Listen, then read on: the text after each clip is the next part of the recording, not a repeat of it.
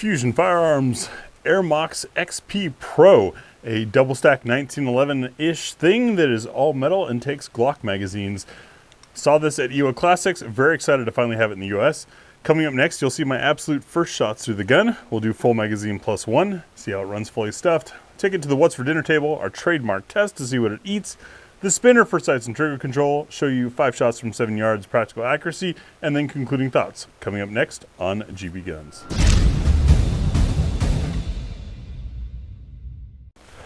It's a wet one, folks, but the show must go on. I just got back from Finland less than a week ago, still a little jet lagged, have stuff to review, so we're out at the range on a wet day. I've got these umbrellas over the cameras that hopefully aren't giving you guys too much noise. You get the target camera fired up for the absolute first shots. Yes, I'm off camera, it happens. This is a little bit of a different setup. And I'm about 25 yards away from our new Thor Target's A-Zone target. That's a itty bitty guy at some distance, but aim small, miss small. And if you guys appreciate real reviews, being shot at a real target that requires a little bit of skill instead of a wall of full-size steel, go ahead and let us know in the comments, and thank Thor Targets for providing this new steel. My old steel was pretty old. First shots, I'm using some MagTech 115 grain. Absolute first shots to the gun. I'm using the included magazines. The multi-mag test might be interesting.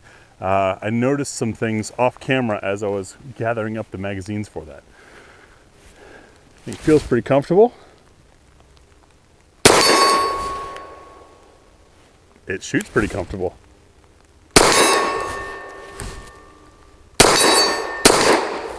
Missed on that second. The safety is very soft and comfortable to click.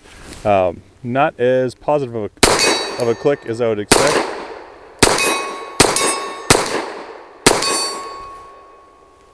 But shoots pretty good. The weight of this thing really sits in the hand. You're not feeling a whole lot of recoil impulse.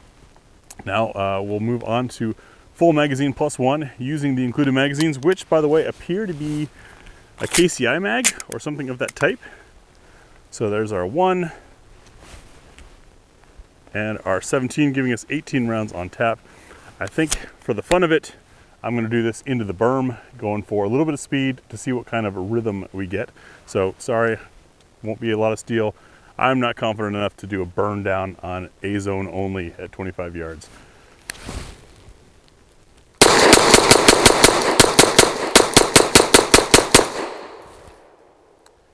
Very easy to keep on sight. I don't know if it came through on camera, but I was not having as much rock as I expected in hand. I will say Fusion Firearms did reach out to me and warn that they've had some unusual ejection patterns. I couldn't see it there. You guys can let us know what you saw in the first lot of these things. In fact, they've even done a video about it, apologizing and say that they will fix it if it bothers anyone. If you're new to firearms, or to break some lore, ejection tends to be a factor of slide velocity in semi-auto handguns. There is no such thing as a weak ejector per se. Now an ejector can be loose or can be at a wrong angle that causes a strange kick off of the brass, but the pattern and the distance and all of that depends on slide velocity. As the slide drags that empty casing rearward and it hits a fixed ejector, that's right, it's not like an AR, there isn't a spring-loaded thing,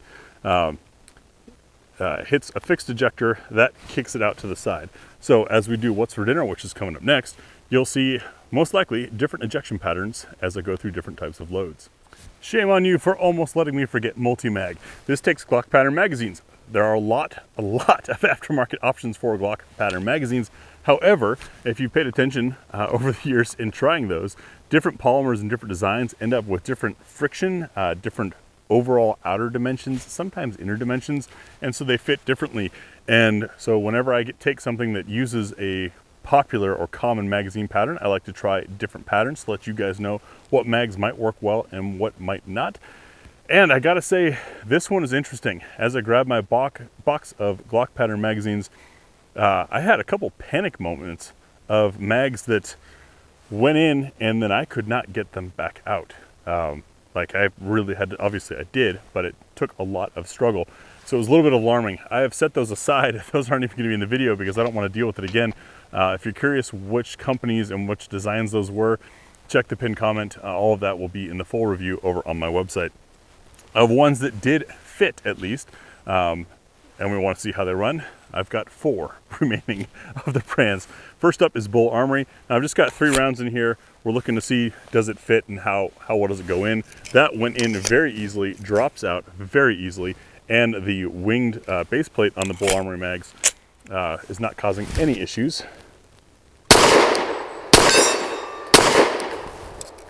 So no problems there. Our second one is an AC Unity mag. These are the budget ones coming out of Bosnia. A little bit of hang up there and a little bit of hang up on the way out. Got to really push the magazine release to get that to head out. What's going on here?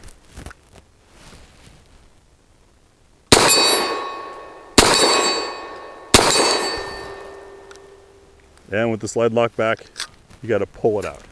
So these are differences, and if you're going to use a gun like this in competition or something, you want to know. Next up is an Ultimag. It seats. It does not want to drop at all unless I pinch and grab it. And it's not going to feed. No go for the Ultimag. And that is a 17 rounder. It is a proper size. And our fourth one is a standard Glock magazine. This has the cuts on both sides, so I'm assuming it was a Gen 4, but I'm not a Glock nerd. And it's also not quite dropping. So, interestingly enough, it seems Bull Armory and KCI mags are probably going to be your ideal choice for this thing. But let's give this a couple rounds.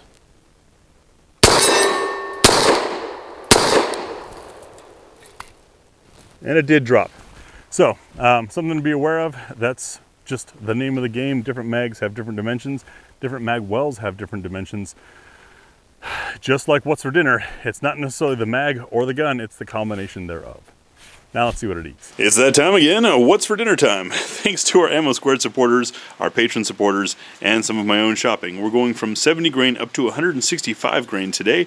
Unfortunately, no aluminum or steel case. I need to do more shopping.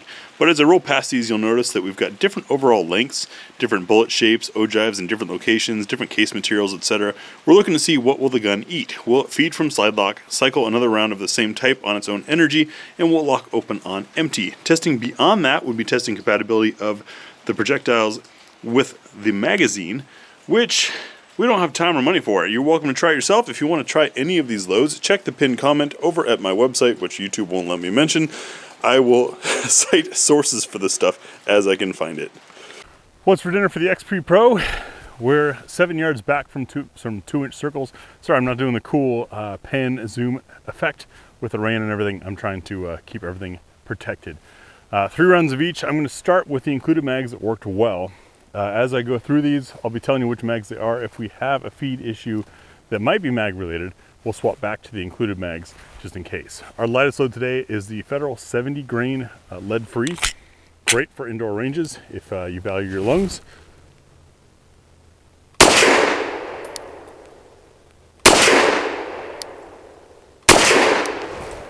And smooth shooting in the XP Pro.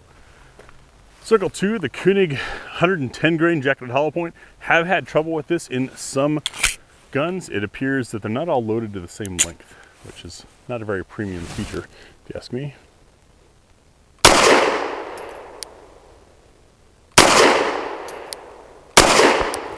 Very soft shooting, very comfortable in this gun. Circle 3 is the Hag American Gunner's Hornady American Gunner 115 grain jacketed hollow point. This is in a Gen 3 Glock mag with a big old extension on it from back when I was competing.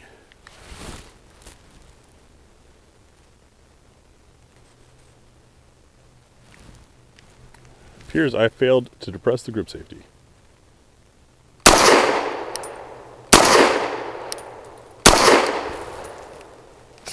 And that's a mag that you got to pull out, even though it's a Glock mag. Circle 4, Sig Elite Defense 115 grain V-Crown. That fed nice and smooth. Man, the slide on this is super silky.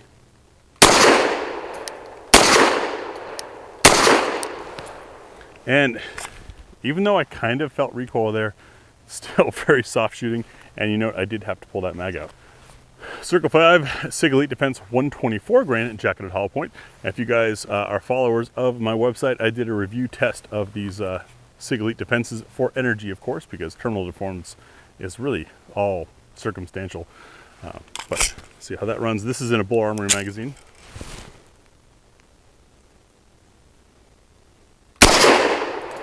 Thought I wasn't pushing the grip safety. Very comfortable shooting. Circle 6, some Federal Premium HST 124 grain. This is the law enforcement version. Comes in the 50 round box with the sealed primers. Tends to be higher recoiling. Oh no, not in this gun. That was just downright comfy. Nice job, Ermox. And Fusion.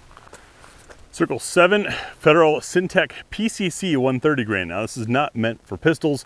It's a slower burning powder meant to try to get the most out of 16-inch barrels, since 16-inch barrels are beyond the ideal length for 9mm.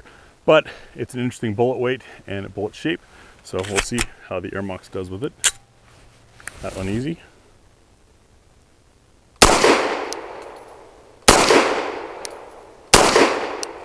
Very comfortable. Oh, caught the empty.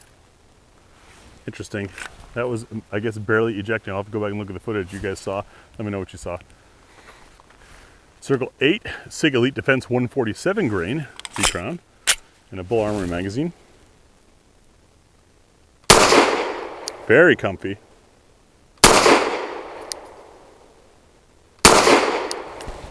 Nice shooting. I'm liking this gun. Circle 9, thanks to our Ammo Squared supporters, is some Fiocchi Defense Dynamics 147 grain hollow point. This is in the Ultimag. Ha! That doesn't want to feed. Let me go fix that. Back with that Fiocchi hollow point, now in one of the factory supplied magazines. Oh, look at that, goes right in. Circle 9.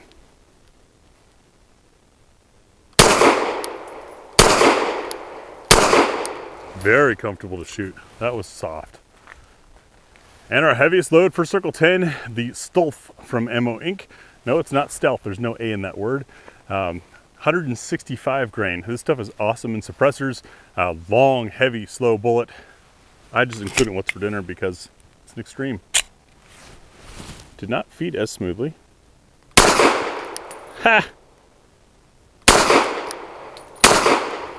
Shoots like a cap gun. That's fun. Tell you what, folks, there's no replacement for a heavy gun when it comes to soaking up recoil. Now let's take it to the spinner and try some sights and trigger control. We're back about 15 yards. I decided to go a little bit further today. Why not? From a 6-inch spinner target. Now this is for sights and trigger control. It's a small target, and as I hit it, it's going to start moving. The better I hit it, the faster it moves. The more important timing a well-placed shot becomes if I want to spin it over the top. Hence, an evaluation of sights and trigger control. I've got 8 rounds of that Fiocchi 115 grain loaded up. See how it goes. Sorry I can't paint today, folks. It's raining.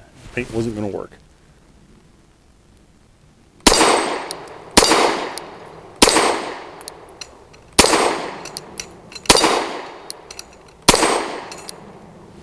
TKO, and every shot a hit. Now that was obviously pretty darn easy, even at a longer distance, cold and rainy weather. And sorry dot guys, but this is not dot weather. It's part of why I stick with irons. Anyways, really, really easy. The blacked out rear, white dot front sight is great. Would I prefer a fiber optic or a brighter color instead of a white dot up front? Yes, of course. But the weight of this gun makes it just soak up everything. And so I was back on sights, back on target much quicker than I am with lighter weight guns. So it was comfortable and easy for me to knock that spinner. The trigger has a soft pull to it, a soft click, I guess you could say. But obviously very timeable since I hit shot after shot, so no problems there. Next up, 5 rounds for practical accuracy. 5 shots from 7 yards with the Fusion Ermox XP Pro. Still using just that mag tech. I think it's been doing pretty well. I'll be shooting at the left circle square. If you're curious, that square is a 1-inch square, and from 7 yards, it tends to scale to about the same size as the front sight post. So it makes for a nice tight aiming position. Is this an absolute mechanical test of accuracy for the gun? No. Does it show practical accuracy? Yes. And it also gives me a chance to wrap up my thoughts on the gun.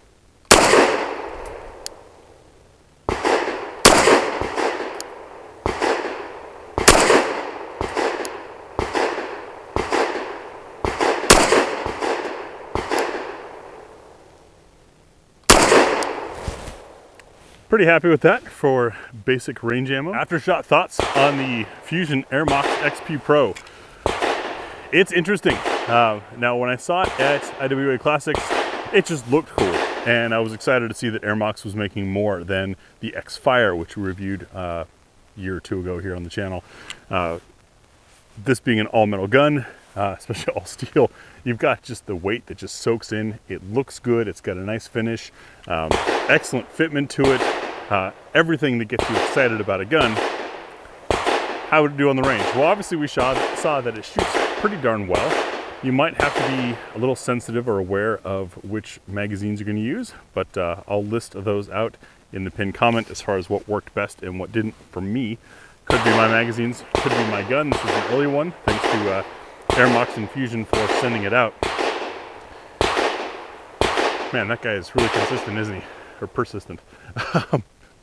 As far as general shooting impressions and my thoughts on this thing, it's a lot of girth in the grip, a little more than I'm used to. I think because using a Glock pattern magazine, the Glock magazines are of course famous and ubiquitous. They're also incredibly inefficient because they've got a steel liner that then is wrapped in polymer, resulting in a fatter magazine than needs to be.